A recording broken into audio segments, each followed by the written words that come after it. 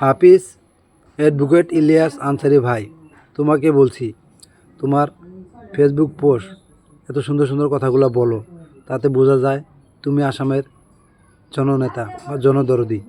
তুমি যদি আসামের জনদরদি হতে চাও, তাহলে এই আসামে যে অত্যাচার হুলস্থুল চলছে এইসবের বিরুদ্ধে কিছু করার চেষ্টা করো। যদি লন্ডন থেকে করতে পারো করো, না হলে লন্ডন ছেড়ে আসামে এসে কোনো রাজনীতি পথে এসে তুমিও একটু রাজনীতি করে আসামটাকে শান্তি করার চেষ্টা করো ভাই।